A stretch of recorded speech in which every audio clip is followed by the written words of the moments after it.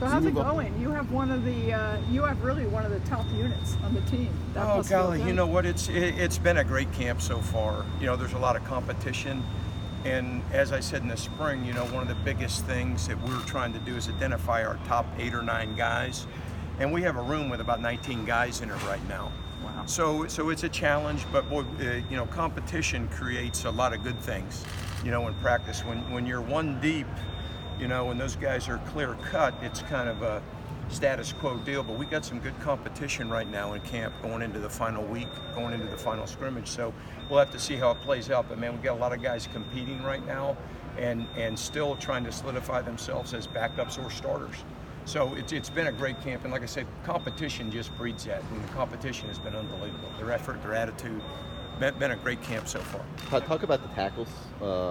You know, obviously so much focus on developing those guys. John Right. Ford, Bethel. John Ford had an amazing camp. You know, and obviously he got hurt midway through the spring and missed about 7 practices. He had a great summer. He really hasn't missed a step in camp right now. Pat Bethel has been very solid. You know, the transfer Kosei from UCLA, he is a dynamic player. He really is, and he just has to continue to learn our system and learn our style of play and learn what we're doing. But boy, he's coming along at a very fast rate.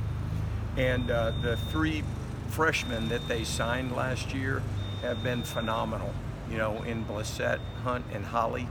Right now, they've been phenomenal, and we're going to have some depth at that position for years to come with their athleticism and where they are right now. And really, not the surprise, because he started doing it the end of last spring.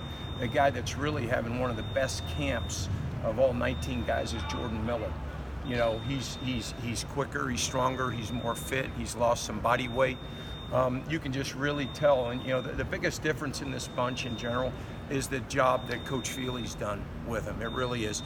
And not only the job physically that's obvious, is the job between their ears.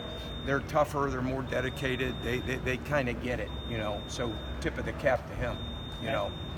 At end, where does Rousseau fit into the whole equation right now? He factors into the equation. You know, you got obviously Neo and Patchen, who are the returning starters, and Neo is probably having, from the end position, his work ethic and what he's doing is almost next level stuff. He's doing very well right now.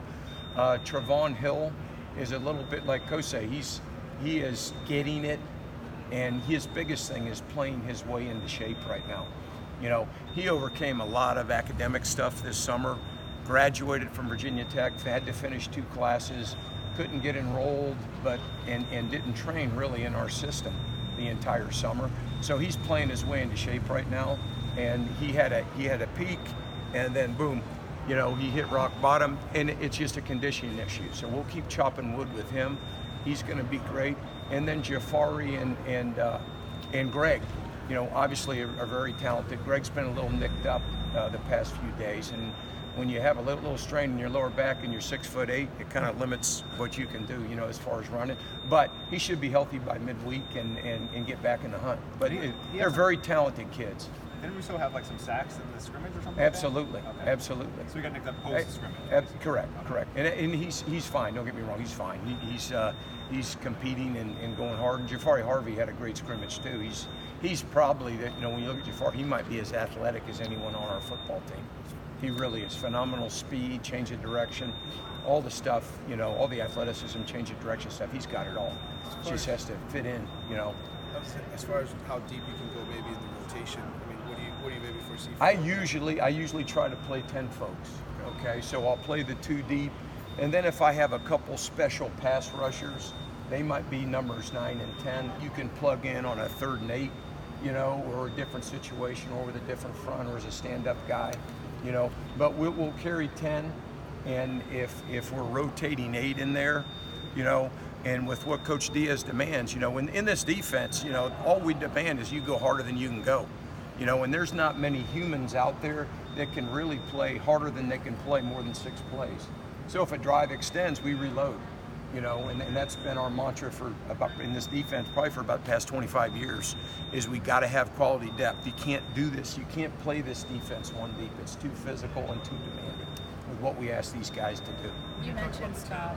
Go ahead. just when you talk about the 10 guys, is this a message that the guys know about? They know, and especially in times. Oh, absolutely. And you know what? And it's our program right now. It's what Coach Diaz preaches. We preach competition, you know, and competition breeds a better level of play all the way across the board. It really does. You mentioned Scott last briefly. question. Just, you know, how much has he? Do you see a sense of urgency? Just everything that kid has gone through. Oh, in his time absolutely. at Miami? Yeah, and you know what? Scott's a wonderful kid. I've gotten close to his family and what he's been. And he's a fifth-year guy that is going to have a 6-year option too, I believe. So, but what he's done and what he's overcome, you know, from a physical standpoint, he's been banged up a little bit and gone through a lot of things. He's had an outstanding camp as well. You know, he's a very talented kid with a very high motor, and he's an example of a guy that your motor means everything. You know, it really does. And he goes and he plays as hard as anybody.